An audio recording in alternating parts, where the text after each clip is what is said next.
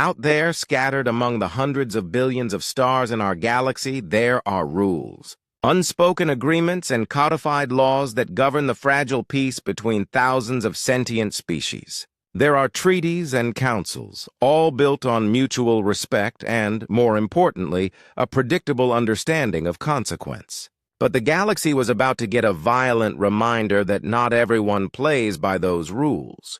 They were about to be reminded that while most species grew up on worlds of serene balance, humanity, we were forged in fire. We're the children of a planet that tried to kill us for 1,000,000 years, a place we affectionately call a death world.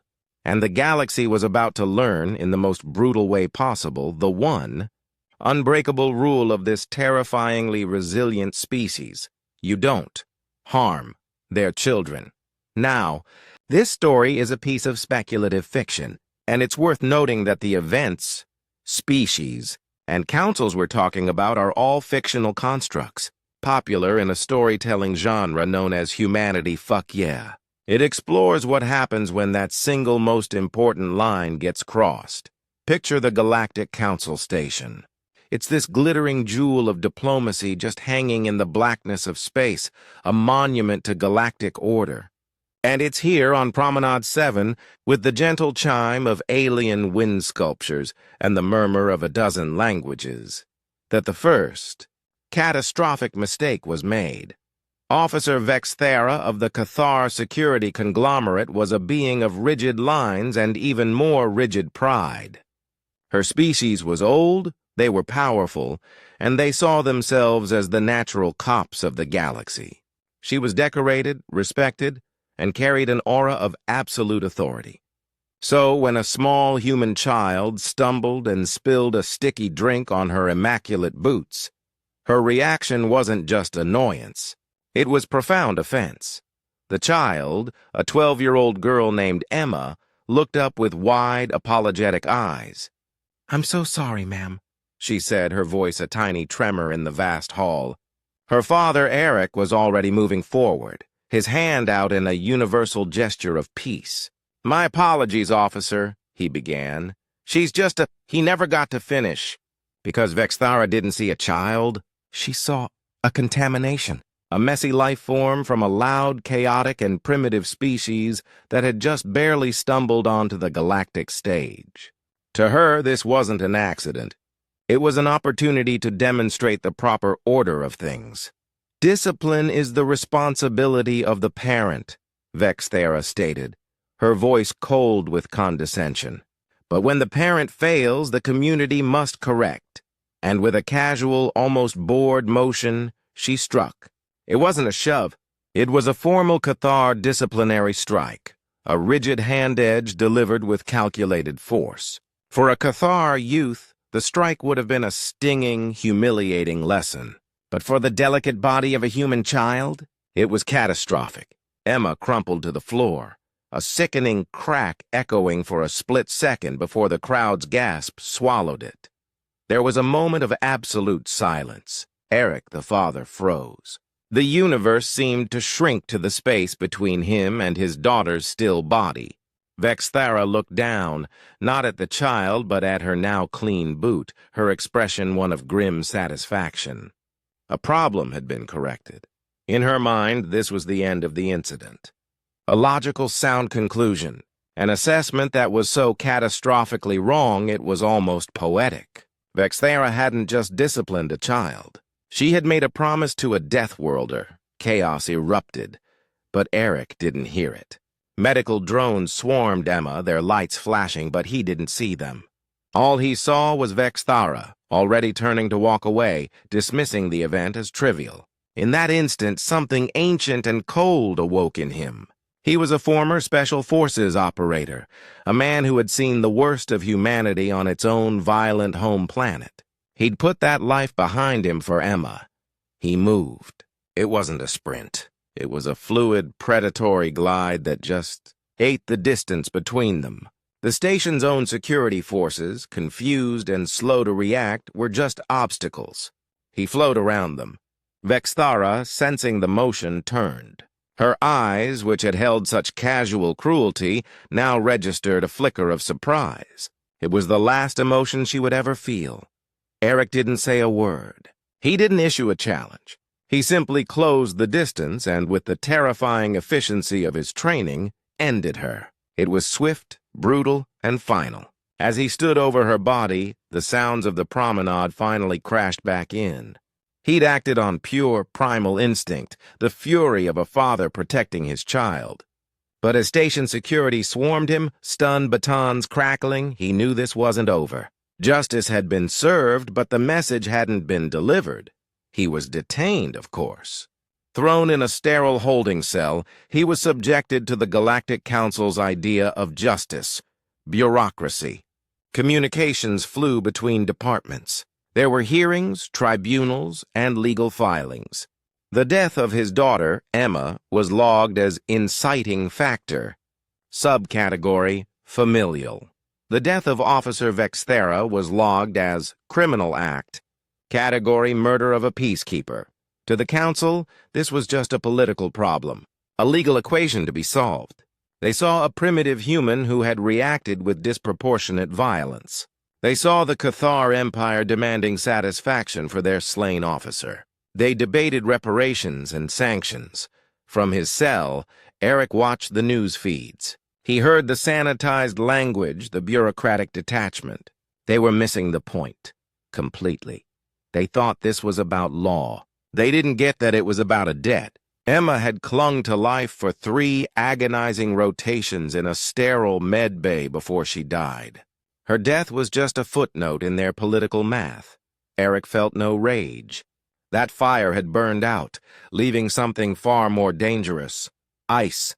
He looked at the guards, at the impassive faces of the council members on the screen, and he understood. He had killed the offender, but he hadn't killed the arrogance. The galaxy believed it could harm a human child, and the only consequence would be a legal proceeding. He needed to teach them the real price. He was given one call. Not to a lawyer, but to an ally. He sent a single encrypted message deep into the uncharted zones. The message had just a time, a place, and one single ancient human word: vengeance. And the call was answered. Not by one ship, but by 3. They dropped out of hyperspace at the edge of the system, their hulls matte black, absorbing all light. They had no flags, no insignia, no broadcast transponders. They were ghosts. The first ship belonged to the Grohl, Ursine warriors who had fought alongside humans in the Outer Rim. They were beings of honor and fury, and they owed humanity a blood debt. The second carried the Etherian hunters, silent reptilian trackers whose skills were legendary. They saw humans as the only other true predators in a galaxy full of prey. The third was a human vessel, a decommissioned Black Ops frigate crewed by people like Eric, veterans of Earth's forgotten wars. These were the people who called Earth a death world, and they didn't say it like it was a bad thing. They said it like a boast. These were the allies Eric had summoned. To the galaxy, they were monsters. To Eric, they were family. His extraction wasn't an escape. It was an appointment. The station's formidable security systems just failed. A cascade of phantom signals sent guards on a wild goose chase. The energy field on Eric's cell door flickered and died. Waiting for him was a towering Grohl, his fur braided with mourning bands, and 2 silent Etherians, their slit-pupil eyes conveying a sympathy no words could match. They didn't speak. They didn't need to.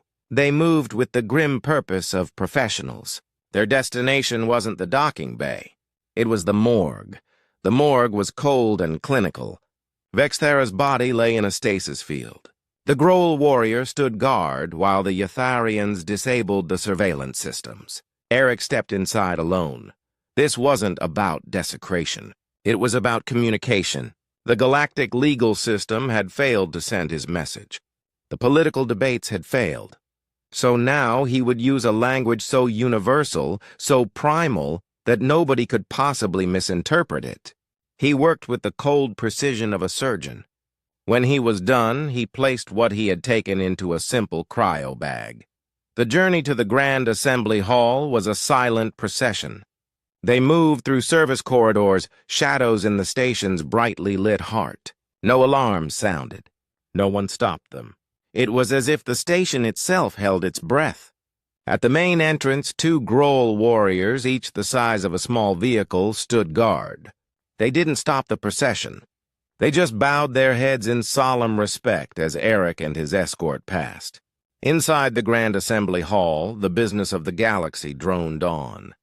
A delegate was in the third hour of a filibuster about asteroid mining rights. Hundreds of representatives floated in their pods, some listening, others dozing.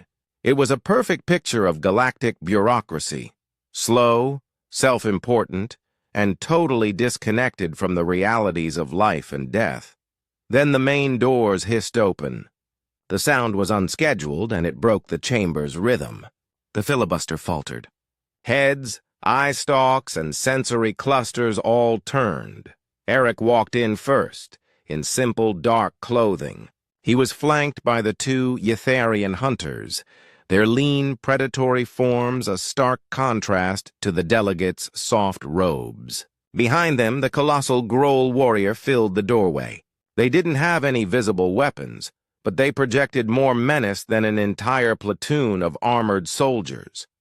They walked down the central aisle, their footsteps echoing in the sudden, absolute silence. They stopped directly before the High Chancellor's podium, where a being of pure energy shimmered with indignation.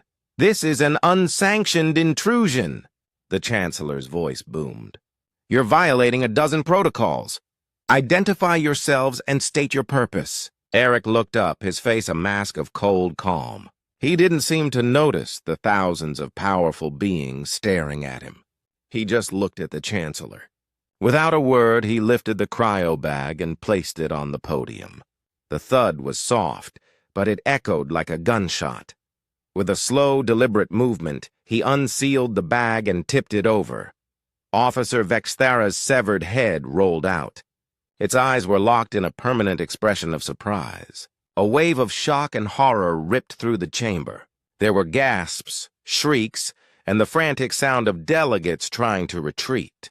The Cathar delegation let out a collective howl of pure rage. Eric waited for the chaos to die down. He let the image burn into their minds. When a horrified quiet returned, he finally spoke. His voice wasn't a shout. It was low, calm, and heavier than any bomb. "My name is Eric. I am the father of Emma. She was 12 years old." He paused. "Your officer, your peacekeeper, murdered her for spilling a drink. You have spent 3 rotations debating procedure. You have discussed sanctions. You have weighed political fallout. You have done everything except understand." He gestured to the head. "This isn't a petition. It's not a request for justice. Justice has already been served."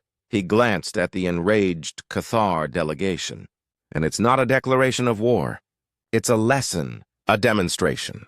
You live in a galaxy of rules, and you have forgotten the one law that trumps all others. The law of nature." His eyes swept across the assembly.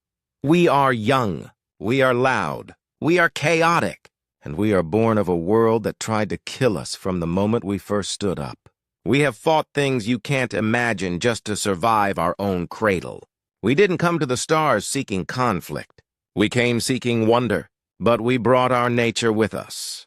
He leaned forward, his voice dropping to a near whisper, a chillingly intimate sound in the vast hall. "We have a unique and terrible capacity for violence. We have held it in check. We have chosen peace. You mistook our choice for weakness, a fatal error." Then a sound never before heard in the Grand Assembly Hall echoed from the doorway. The Grohl warrior, arms crossed, let out a low, rumbling laugh. It was a dark, mirthless sound. The growl of a predator that knows the hunt is over. Eric smiled, a tight, cold expression with no humor in it. "This," he said, tapping the head with one finger, "is the price for one of our children. This is the only invoice you will receive. There will be no negotiations. No second chances. This is the rule, now and forever. If you cross this line again, we won't send ahead. We will burn your council and your worlds to ash and glass. Conclusion, the echo, He turned his back on them. He and his allies walked out the way they came, leaving the head sitting in the center of the galaxy's highest authority. They left behind a silence so profound it felt like a physical weight. No one tried to stop them. No one dared. The security forces, the delegates, the High Chancellor, they were all frozen, paralyzed by a new and terrifying understanding. For cycles, the Grand Assembly Hall stayed empty. The delegates were simply too afraid to come back. Vexthara's head was eventually removed, but the stain remained. The word human was no longer spoken with condescension. It was whispered in fear and awe. It became a byword for a sleeping giant, a species whose capacity for peace was matched only by its capacity for absolute, righteous fury. It was the story of the day humanity taught the galaxy that some lines can't be crossed. The day they delivered a head to the Galactic Council and laughed. The day the galaxy finally learned to fear the Deathworlders, not for their ships or their weapons, but for their love. A love so fierce it would burn the stars themselves to protect its own. They had been living in a galaxy with monsters and never even knew it. They had poked the beast, and the beast had finally, quietly, and with a terrifying smile, shown them its teeth. Just so we're clear, this whole story is a work of fiction. These events, species, and galactic councils don't actually exist. They're common tropes in science fiction and are not based on any facts as of late 2025. The story of humanity's journey to the stars is, for now, purely fictional. The story of Eric and Emma really gets at a core question in science fiction. What truly defines a species? Is it our technology, our laws, or is it something more primal? If you enjoyed this trip into the humanity universe, do me a favor and hit that like button and subscribe for more stories where humanity shows the galaxy what we're really made of. And let me know down in the comments, do you think Eric's response was justified? What would you have done in his place? Thanks for watching.